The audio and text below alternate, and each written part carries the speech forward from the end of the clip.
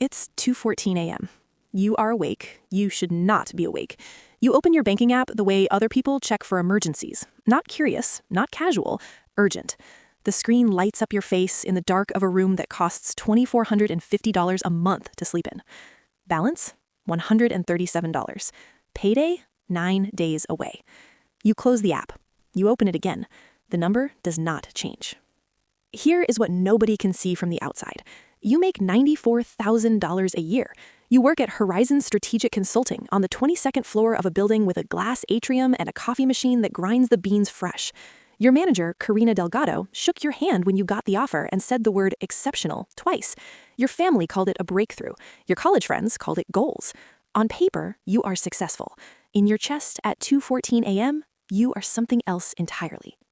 You remember the day the offer letter arrived. $94,000. You said it out loud just to hear what it sounded like. You said it 3 times. You drove home with the windows down. You called your mother. You said the number again. That was 11 months ago. Now your phone screen is dim. Your checking account reads $137, 9 days away from the next deposit. And somewhere in the back of your mind, a question is forming. Quiet, persistent, the kind you push down during the day but cannot outrun at 2 a.m. If $94,000 is success, why does it feel like survival? You already signed the lease on the luxury apartment. The landlord smiled and said casually, most people here earn well over 6 figures. You signed anyway. The pen moved before your brain caught up. The decision already feels impossible to undo. You turn off the screen. You stare at the ceiling. $137. The apartment was just the beginning. You did not notice it happening because it never feels like a mistake. It feels like progress. The old car technically works. It starts, it runs, it gets you there. But the parking garage at Horizon is a different world. German sedans, recent models. Your coworker Marcus doesn't say anything directly. He doesn't have to. He just glances at your car. Once. Once is enough. The dealership salesman is smooth. He presents the number the way a doctor reads a prescription. $620 a month. Most of our clients in your salary range pay double that. You hear yourself say, I'm investing in my professional image. You believe it. Then the blazer. Then the dinners. Then the Uber instead of the train because it is raining and you deserve it and it's only $14. The wardrobe, the networking events, the weekend brunches because people at your level do brunch. Each purchase has a reason. Each reason sounds responsible. Each responsibility builds the next one. You aren't making choices. You're copying the environment. One evening, you open your bank app, not the savings, not the credit card, just checking, and stop at a number. Monthly spending, $5,200, before taxes are even calculated. The first full paycheck arrives. You open the breakdown the way you open a test result, already bracing. Gross income listed at the top, clean and impressive. Then the deductions begin. Federal tax, state tax, Social Security, Medicare, health insurance premium, retirement contribution at 4%. Each line is small. Together, they are not small. Take-home pay, $5,340 a month. You stare at the number for a long time. Then you open a notes app and write your actual monthly expenses. Rent, $2,450. Car payment, $620. Car insurance, $180. Subscriptions you barely use, $210. Gym you go to twice a week, $95. Food and delivery, $850. Utilities, $270. Miscellaneous, which is a polite word for everything you didn't plan for, $900. Total, $5,575. You made a budget, and the budget is already broken. The lifestyle was designed around the gross salary, not the check that actually arrives. That gap, that $235 every single month, gets quietly billed to the credit card that currently carries $3,942. You close the app. A notification appears immediately. Minimum payment due, $78. You pay the minimum. You tell yourself it is temporary. You tell yourself this every month. This is called cash flow negative. Most people call it Tuesday. Credit cards are a quiet solution to a loud problem. You use them precisely. Groceries one week, gas the next, the copay you didn't expect, the dinner you couldn't say no to, the flight because your college roommate is getting married and you cannot be the one who doesn't come. Temporary, you say, just until things stabilize. But things don't stabilize. They accumulate. The credit card balance crosses $5,000, then $7,000. You stop opening statements. Not because you forgot, because the number inside has a weight now, and you feel it before the page even loads. You start checking your bank app compulsively, 3, 4 times a day, not to understand it, just to confirm you are still standing. The outside still looks perfect. The Instagram post from Saturday's dinner got 47 likes. The blazer photographs well. Karina stops by your desk Monday morning and says your client presentation was impeccable. You smile. Your phone buzzes, a payment notification. You turn it face down without reading it. Then, one afternoon, you overhear 2 colleagues in the break room, Marcus and Jade, laughing, relaxed, talking about their savings accounts like the number is just a number, not a sentence. You pour your coffee and think one thought. Why are they calm? Ronan Whitaker has been at Horizon 11 years. He drives a 2016 sedan with a small dent above the rear wheel arch that he has never fixed. He brings lunch from home in a blue container. He never looks at his phone during meetings. He's the most relaxed person in the building. During lunch one Thursday, he says it without looking up from his container. People think income solves money problems. Nobody responds. Then he says the second sentence. Most people earning 6 figures are just better paid broke people. Marcus laughs, Jade laughs, you do not laugh. After work, you find Ronan at the elevator. You ask him directly, how are you not broke? He doesn't answer immediately. He presses the button for the lobby. Then he turns and asks something instead. How much of your income do you actually keep? The elevator opens. You have no answer. He writes one word on a napkin from his pocket and slides it across before stepping out.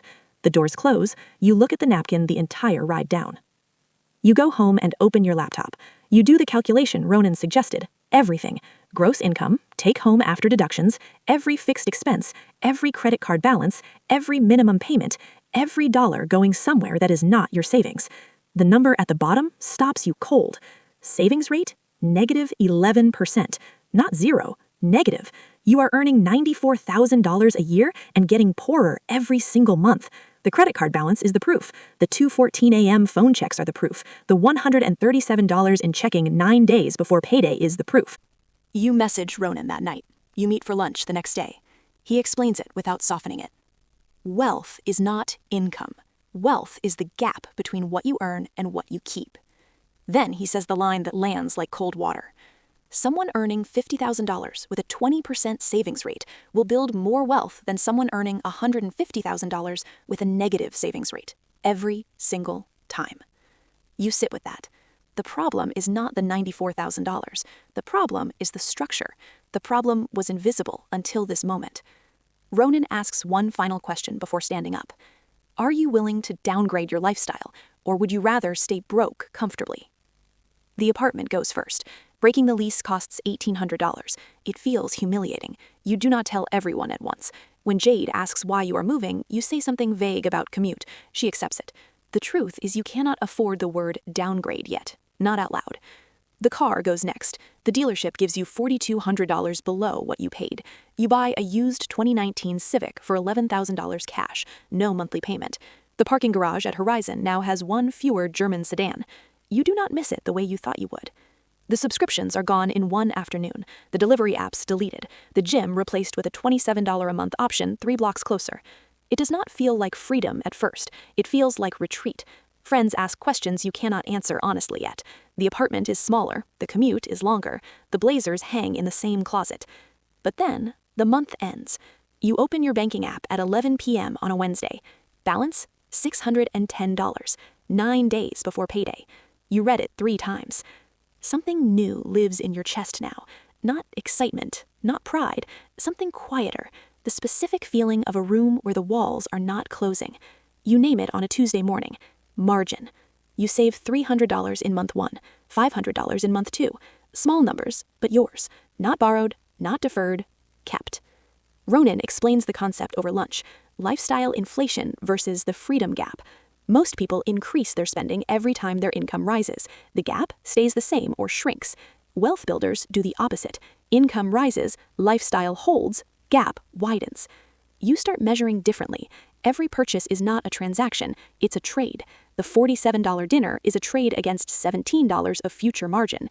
You do not always choose the margin, but you always see the trade now. The 2:14 a.m. phone checks slow down. Then they stop. Then HR emails about an upcoming performance review. The promotion is real, $120,000. You read the number and feel the old pull immediately. The apartment, the car, the version of yourself that looked the part. The pull is not subtle. It speaks in a voice that sounds like reward. You worked for this. You earned this. upgrade. Coworkers discuss it openly in the break room. Marcus is already pricing apartments. Jade mentions a lease she's considering. The environment hums with permission. Ronan says nothing for a moment when you tell him. Then, most people's financial problems don't start when they're broke. They start when they earn more. You hear that sentence in your body, not just your head.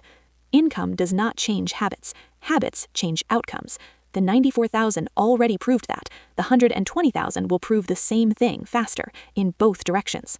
You keep the same apartment, same car, same $27 gym.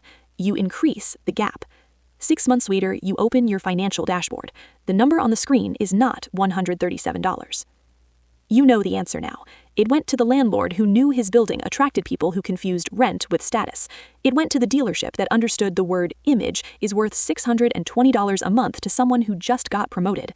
It went to the minimum payments that converted your $3,942 problem into a multi-year subscription the bank called interest. It went to the system that was not designed for you to get ahead. It was designed for you to stay current. Current on the rent, current on the car note, current on the minimum payment. Current enough to never fall behind, but never far enough ahead to stop needing them. You were performing your function perfectly. Here is what the $120,000 is building instead: a savings rate of 24%, an emergency fund with 4 full months inside it, a credit card balance of 0. The number at 2:14 a.m. is no longer $137. It's a number that does not require checking. You still earn a salary. You still live in the same city. Karina still says exceptional. The parking garage still has the German sedans. But the question that woke you up at 2:14 a.m. 11 months ago, the one you couldn't answer, has an answer now. Where did the first 94,000 go? It paid for the education. What will the next 94,000 build?